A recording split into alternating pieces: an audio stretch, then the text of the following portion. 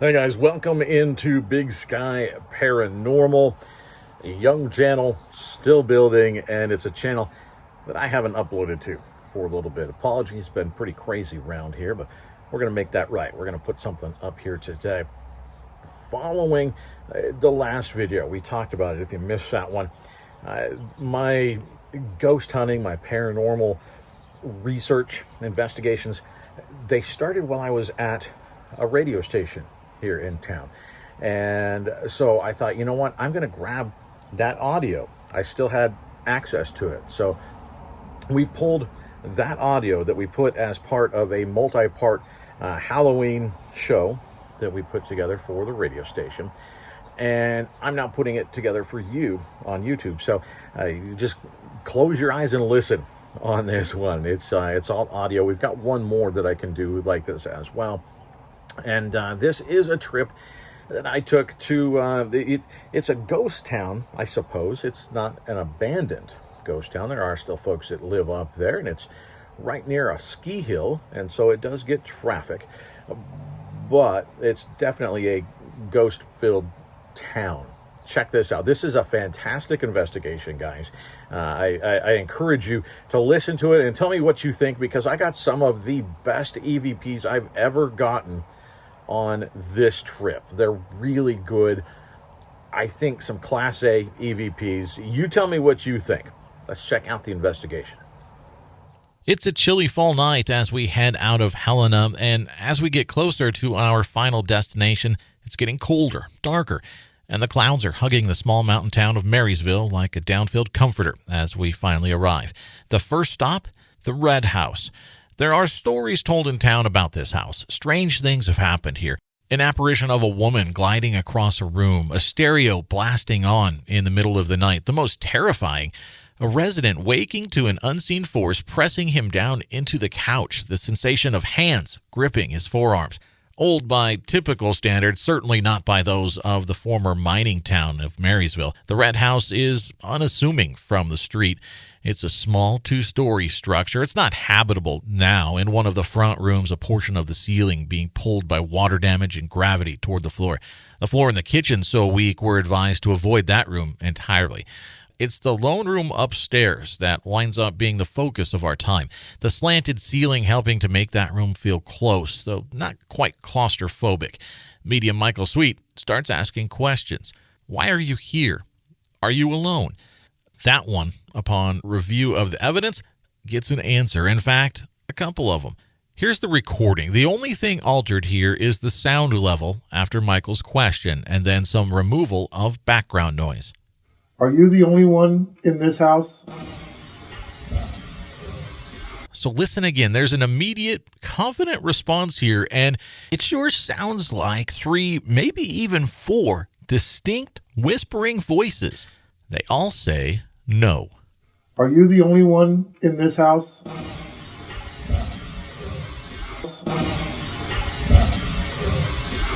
There are several other recordings from the house where there's clearly something there in the background. It's hard to hear without headphones. When investigator Tom Poliot Jr. asks for a name, there's a sound of some kind, a noise on my recording, and it's followed quickly by a click. Can you tell us your name? Paranormal researchers say that there are often sounds heard almost immediately before or after an occurrence of an EVP. The way they sound differs, but they tend to be within tenths of a second of the word or phrase and sound like a pop or a click. It's a bit, they say, like the squelch you hear as the push-to-talk button is pressed on a portable radio. So listen again. There's the sound and then that click. Can you tell us your name? There's something there, but what? I don't know. But Tom believes he heard Vince or Vinny. Michael's got a tool with a giant word bank sitting next to him on the bed. The idea is that a spirit can manipulate it and choose a word to communicate. It will, he says, run sometimes for hours, not saying a thing. In fact, I've now got a similar tool, and it's been running this entire recording. Hasn't said a word. On this night, shortly after Michael sits down, it says, bed.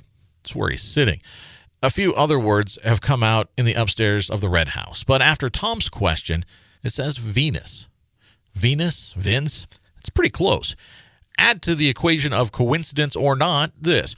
We're told an hour or so later, when speaking with another resident, that there was someone who had previously gone into the Red House with a recorder years back. What they got? A series of whispered Vinny. A bit of post-investigation research, and turns out there was a Vinny Kurtz living in the area back in the early 1900s. One more to add to that pile. We're joined this night by Marysville resident and author Vince Moravec. Yeah, Vince. There's not as much clear recorded evidence as was anticipated hearing those initial stories, but what does come out of the Red House, it's interesting, and it's just the start of a night that's going to end with far more than I ever expected. I'm in Marysville. It's dark, it's cold, and we're looking for ghosts. Following a team of paranormal investigators, we've already made a stop at a purportedly haunted residence in town and actually wound up with some interesting evidence and experiences. Now, we're parked outside the Marysville Cemetery. Set outside an already quiet town, it is a ghost town, after all. The cemetery, silent. Dating back to the early 1890s, the cemetery also has numerous sunken, unmarked graves. Small, brightly colored landscaping flags marking the location of some of those otherwise unmarked final resting places. But without even a slight breeze on the hill overlooking the town this night, they hang silently in the grass and sagebrush. As the group works toward the entrance to the dark cemetery, there is, it turns out, something recorded that we don't hear. Electronic voice phenomena, or EVP, is the hallmark of paranormal investigations. Starting with a cassette recorder and now moving into the digital realm, investigators will hit record, start their search, and then listen back to that recording after the fact. There are sometimes sounds or even words that weren't heard at the time but are on that recording. The prevailing theory is that spirits made up of energy themselves don't have enough power to make sounds we can actually hear, but can somehow manipulate the recording to be heard later. Sometimes, as I discover later on in this investigation, there are spoken words that intelligently respond to questions and surroundings. More often, what's recorded is evidence of something being there. It's just not distinguishable, and that's what we get here. Walking into the gate, there's what sounds like a short, clipped whisper. There's 3 syllables, but no matter how much cleaning, how much adjusting, it's not clear what's said, but there is something. Yeah, there's people that are buried outside the fence. You can hear a little bit of chattering in the background. That's us, but then there's a ta-ta-ta. What's that? That's not us. People that are buried outside the fence. Yeah. People that are buried outside the fence. By and large, the visit to the cemetery is interesting, but there's not much in the way of recordings. Medium Michael Sweet tells me that's common at most cemeteries, incidentally. I start to work toward a back corner, and I find myself near a spot where, in the middle of sage and prairie grass everywhere, there's a bare patch of earth.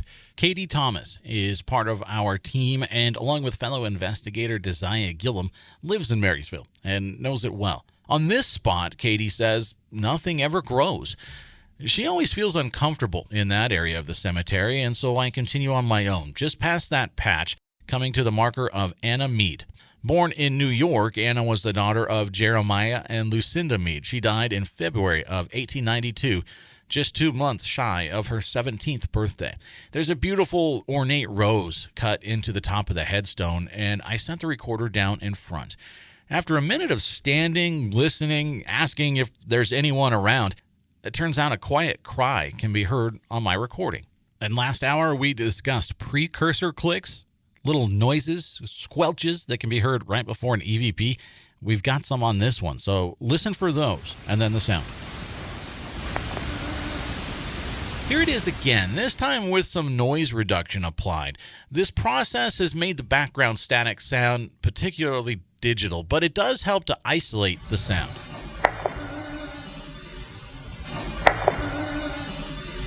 I move on to another marker, about 15 feet to my right. After setting my equipment down, I do actually see the meter bounce once and then settle back to 0. This is what that sound was. I didn't actually hear anything at the time, the place utterly silent. And interestingly enough, this cry has the same tone but sounds further away than the first one. Again, here it is with that noise reduction.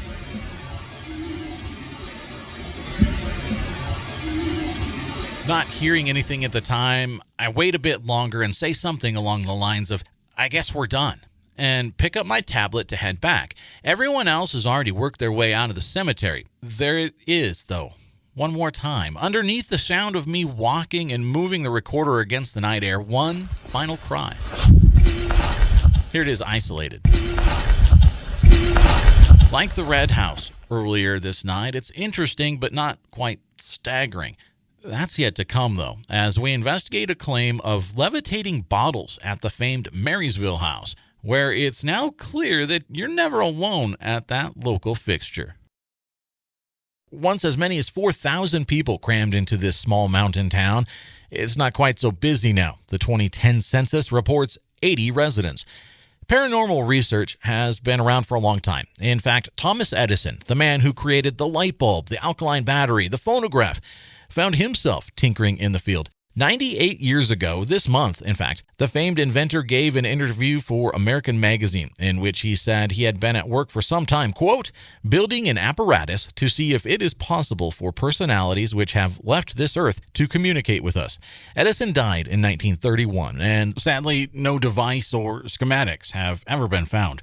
His theory, nearly 100 years ago, seems to now be borne out in recordings we made not too many nights ago at the Marysville House. Now famous for its T-bones and friendly service, the Marysville House began life in Silver City as a station on the Great Northern Railway. The train would stop daily in the late 1800s on its way from Helena to Great Falls and then Fort Benton. The building eventually sat vacant when the train stopped running until it was moved to Marysville in 1975. It sits there still. But when Rick O'Connell moved to the old depot, he may have transported more than just the building. There were candles. They had real candles that just went flying off the tables. And what I heard was a lot of people, some people just go, ooh, that's cool. Other people went, oh, we're out of here. That's freaky. That sort of thing hasn't been reported in some time, according to those who work there now. But according to Ginny Thomas, there are people who visit completely unaware of any stories about the place who report feeling something, some kind of energy.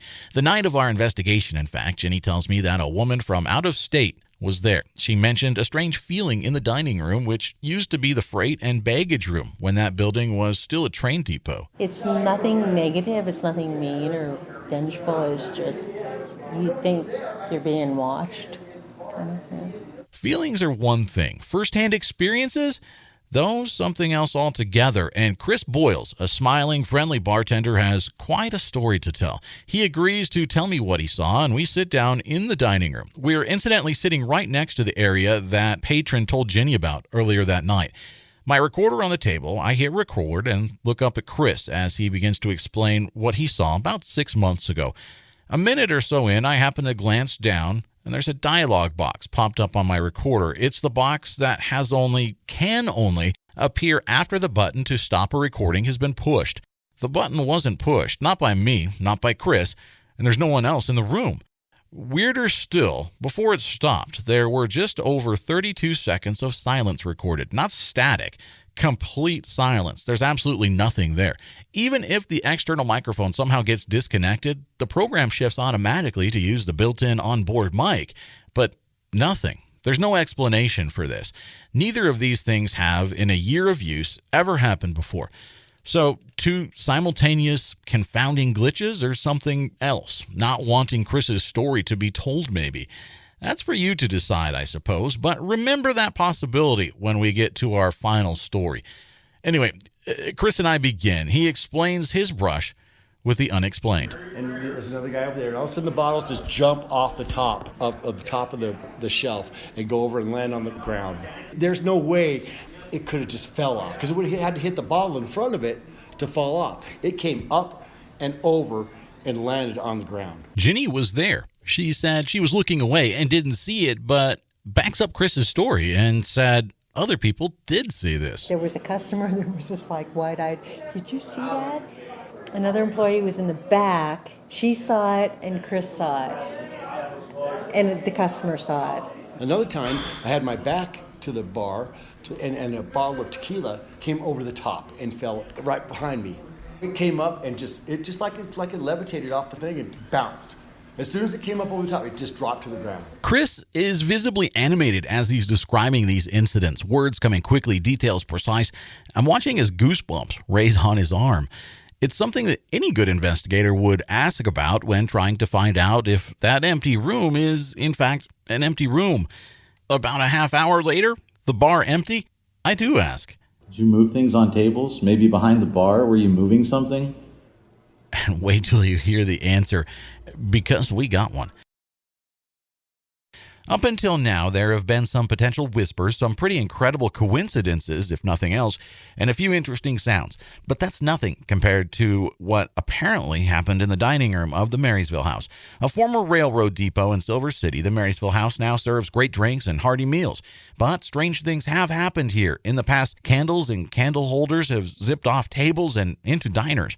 More recently, bartender Chris Boyles, on 2 occasions, witnessed liquor bottles lift off the back bar, move over the front row of bottles, and then drop to the floor near the bar.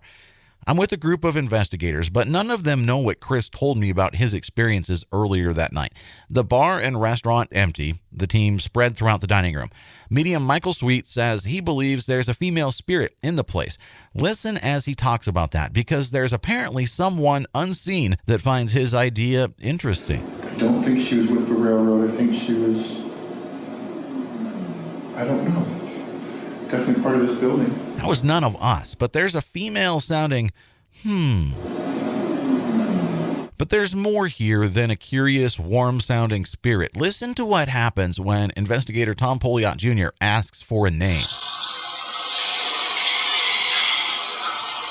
This one is a bit of a shiver maker because it sounds like maybe Dave, but not a friendly, "Hi, my name's Dave."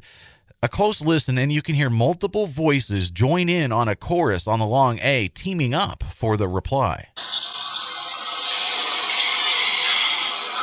So from a hum to a name, our unseen residents getting more chatty.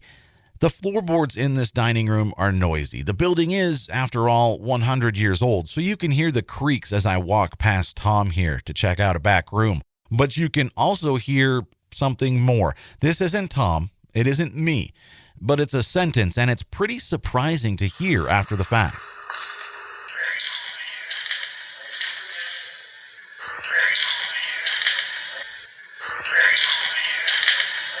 This is at least a third distinct voice that we've recorded at the Marysville House, but we're not done yet. Remember Chris's story of levitating bottles?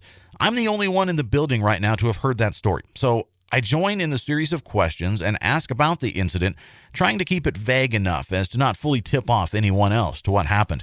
First, the question. Did you move things on tables? Maybe behind the bar? Were you moving something?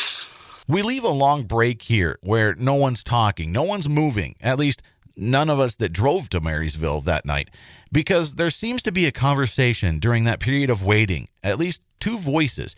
Here's the whole sequence following my questions. There seems to be one voice, a response from another, and then an answer.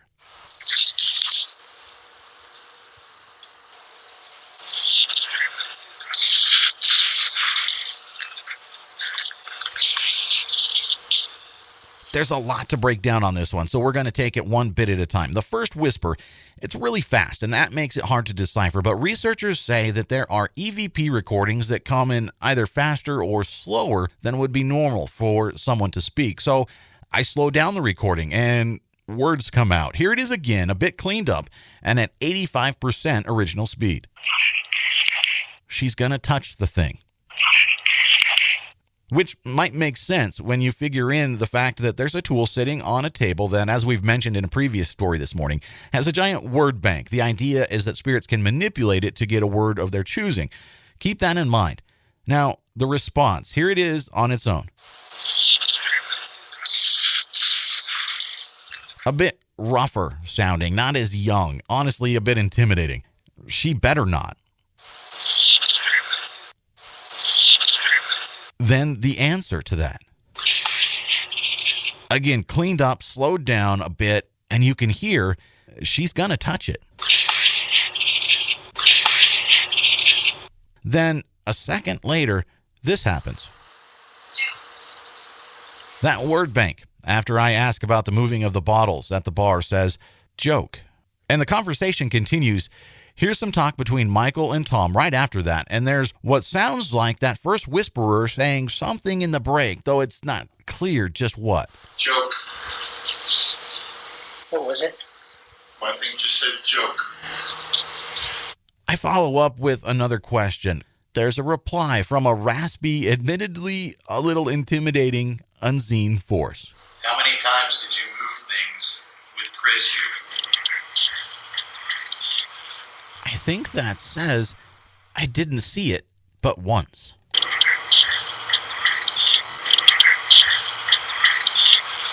Before we leave, Michael's wondering if we're bothering the female spirit that he sensed there. She seems, he says, to be the one taking care of the place and potentially keeping other less friendly inhabitants in line. Katie says that she doesn't feel like we are, but something there that night seemed intent on causing trouble, because while we might not have been bothering her, something seems willing to take that job on. Check this out. Like she had, no. Okay, so we're not bothering her? Good. I didn't feel like we were. It's there, and it's there twice. I can. No? Okay, so we're not bothering her? Good. I didn't feel like we were. So, some troublemakers at Marysville House, apparently. That said, there was seemingly multiple intelligent responses to questions asked of the spirit believed to be the in-charge female. An EMF detector measures changes in the electromagnetic field. Paranormal researchers believe that when a spirit gets close, it sets the machine off. That machine sat in the dining room, largely silent, except following a handful of questions and comments like this one. You're more than welcome to stay here. This is a beautiful place to be. You take care of everybody in here, okay?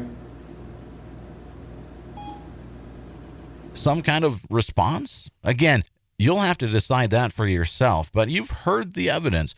And if you ask me, you're never really alone at the Marysville House.